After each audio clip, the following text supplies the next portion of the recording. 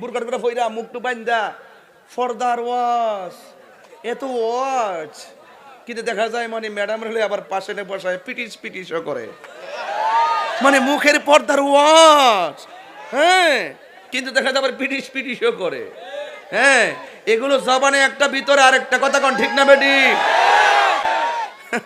আমার ব্যাপারে তো খুব ষড়যন্ত্র শেষ নাই কিন্তু আমি এগুলা পরোয়া করি না এই জন্য যে হক কথা বইলা যদি মৃত্যুবরণ করি এত আল্লাহর কাছে দাম আছে কথা কন ঠিক কি না দাম আছে না নাই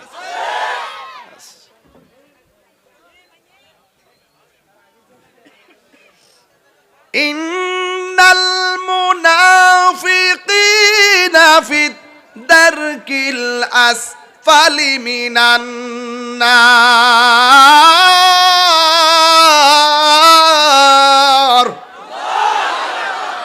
মুনাফিকদের জায়গা কি বেহেশতের ভিতরে না জাহান্নামের নিচে মুনাফিকের আলামত কয়টা জোরে বলেন অনেকে ঠোঁট লড়ে না কয়টা এক নম্বর কি কথা বললেই মিথ্যা বলে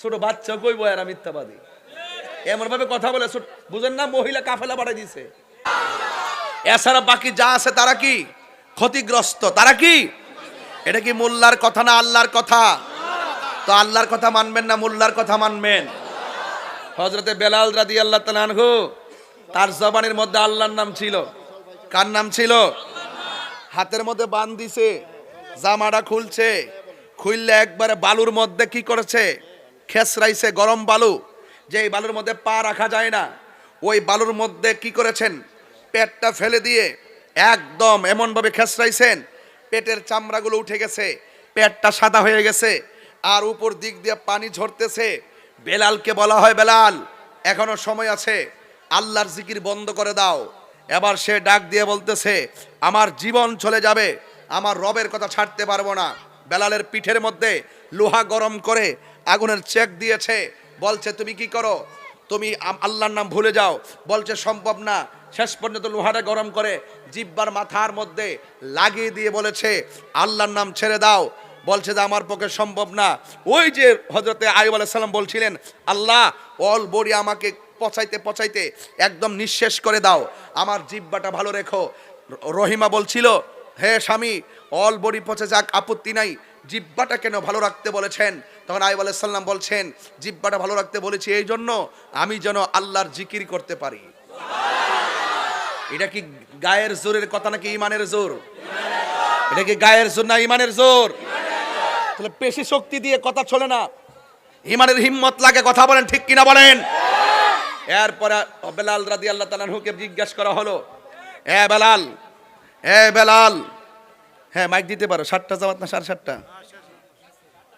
7টা হ্যাঁ বেলাল আমি তোমাকে বলতে চাই তোমার হাতের মধ্যে বাঁধ দিয়ে তোমার পেটের চামড়া উঠাইয়া ফেলা হয়েছে তোমার পিঠের মধ্যে গরম ছেক দেওয়া হয়েছে তোমার জিহ্বার মধ্যে লোহা গরম করে লাগিয়ে জিহ্বার মাথা পুড়িয়ে দেওয়া হয়েছে এরপরও তুমি আল্লাহর নাম জপতেছো তুমি কি ব্যথা পাও না তখন বেলাল বলছিল তোদের হাজার আগুনের কষ্ট দেওয়ার চাইতে আমার জবানের ভিতরে আল্লাহর নামটা আমার কাছে বড় মধুর লাগে গায়ের জোর না ইমানের জোর তো যারা ইমানদার তারা ভয় করে কথা বলে না কথা বলেন ঠিক না বেঠে যারা ইমানদার কখনো তারা ভয় করে সত্যকে গোপন রাখে না কথা বলেন ঠিক কি না বলেন এরপরে বেলাল রাদিয়াল্লাহু তাআলা আনহু যখন কষ্ট আর কষ্ট তখন ওই মুহূর্তে একজন মানবতার ফেরিওয়ালা যার নাম হলো হযরত সিদ্দিক আকবর আবু বকর সিদ্দিক রাদিয়াল্লাহু তাআলা আনহু শুনলেন বেলাল রাদিয়াল্লাহু তাআলা আনহুকে এইভাবে কষ্ট দেওয়া হচ্ছে তিনি আর ঘরে বসে থাকে নাই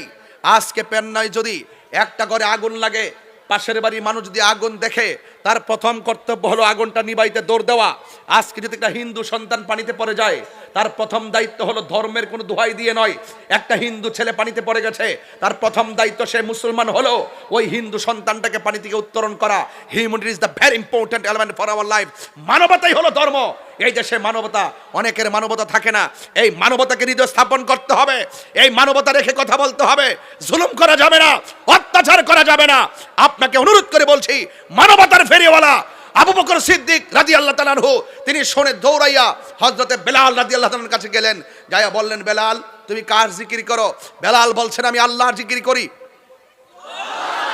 কার জিকির করি? তোমার গায়ের ভিতরে আগুনের সেক দেওয়া হয়েছে, তোমার পেটের চামড়া উঠিয়ে ফেলা হয়েছে, তোমার জিহ্বার মধ্যে আগুনের সেক দেওয়া হয়েছে, এরপরও তুমি আল্লাহর জিকির করো।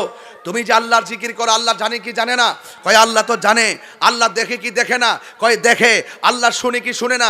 কয় শুনে। কয় তোমাকে তারা মারলো কেন? কয় আল্লাহর জিকির জোরে করার কারণে। আবু বকর সিদ্দিক বললেন, ঠিক আছে, তুমি একটু আস্তে আস্তে জিকির করো।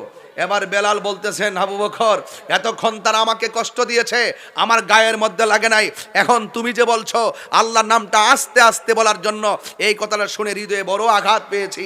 তুমি আমাকে কি বলছো? তাদের ডরে আমি আল্লাহর নাম আস্তে বলবো, এটা একটা কথা হইলো? কই তোমাকে মারতেছে এই জন্য বলছে একটু হিকমত করার জন্য। উদউ ইলা সাবিলি রাব্বিকা বিল হিকমা ওয়াল মাউইজাতিল হাসানা, মানুষকে দ্বীনের পথে ডাকতে হবে হিকমতের মাধ্যমে, কৌশল করে, সুন্দর ব্যবহারের মাধ্যমে। তুমি একটু কৌশল করে আল্লাহকে ডাকো না। এবার বেলাল বললেন, আবু বকর, অনেক কষ্ট পেয়েছি। মাটির পাতিল চিনো? মাটির পাতিল যখন কাহারো বাড়িতে বিক্রি করতে যায়, তখন টুকা দিয়া দেখে পাতিলটা ফাটা নাকি ভালো। বলুন, মাটির পাতিল কি নাকে লাগাইয়া দেখে নাকি টুকা দিয়া দেখে? সব জিনিস কিন্তু নাকে লাগায় কিনে না, কিছু আছে চোখে দেখে কিনে, কিছু আছে টিপ দিয়া কিনে, কিছু আছে নাকে লাগাইয়া কিনে, কিছু আছে টুকা দিয়া কিনে। মাটির পাতিল ছিল, মাটির পাতিল টুকা দিয়া দেখে পাতিলটা কি ফাটা নাকি ভালো। যদি ফাটা হয় ফাটার শুরু ধরে, যদি ভালো হয় ভালোর শুরু ধরে। আমি আল্লাহর প্রেমের বাজারে আজ বিক্রি হতে এসেছি। ওরা আমাকে টুকা দিয়া দেখতেছে, আমার আল্লাহকে আমি কত ভালোবাসি। আল্লাহু আকবার, জোরে বলেন না কেন? ওরা আমাকে টুকা দিয়ে দেখতেছে, আমি আমার রবকে কত ভালোবাসি। আমি পুড়তে রাজি আছি, আমি জ্বলতে রাজি আছি, আমি নিঃশ্বাস হতে রাজি আছি, আমার জবান থেকে আল্লাহর নাম সরাইতে রাজি না। হাত তুলে বলেন আল্লাহু আকবার। আল্লাহু আকবার। বলুন, আমাদের সামনে যদি সেই পরীক্ষা আসে, আমরা কি কাহারো ভয়ে কি হক কথা বলা বন্ধ করে দিব? আরে বলেন, হক কথা বলা বন্ধ করে দিব? এই জন্য আল্লাহ বলছেন, ওয়াইলামু আন্নাল্লাহা মাআল মুত্তাকিন। তোমার ডানে বিপদ, তোমার বামে বিপদ, তোমার সামনে বিপদ, তোমার পিছনে বিপদ, তোমার উপরে বিপদ, তোমার নিচে বিপদ, শুধু তোমার মাঝখানে, তোমার হৃদয়ের মণিকোঠায় আমি আল্লাহর ভয় রাখো। যদি আমি আল্লাহর ভয় যদি তোমার অন্তরে থাকে, এই পৃথিবীর সব তোমার শত্রু হয়ে যাবে, কিন্তু আমি আল্লাহ তোমার চতুর্পাশ থেকে বিপদ কাটিয়ে তোমাকে আমার রহমতের সামিয়ানার দিকে নিয়ে আসবো। আল্লাহু ওয়ালিয়ুল্লাযীনা আমানু ইউখরিজুহুম মিনাজ যুলুমাতি ইলান নূর। আল্লাহ রাব্বুল আলামিন বলেন, যারা ঈমানদার হবে, আমি আল্লাহর বন্ধু যারা হবে, এদের চতুর্পাশ যদি অন্ধকারে ছেয়ে ফেলে, আমি আল্লাহ রাব্বুল আলামিন তাদেরকে অন্ধকার থেকে বের করে আলোর পথে নিয়ে আসব। ঠিক এমন ভাবে বেলাল রাদিয়াল্লাহু তাআলা আনহুর চতুর্পাশে বিপদ, মানবতার ফেরিওয়ালা আবু বকর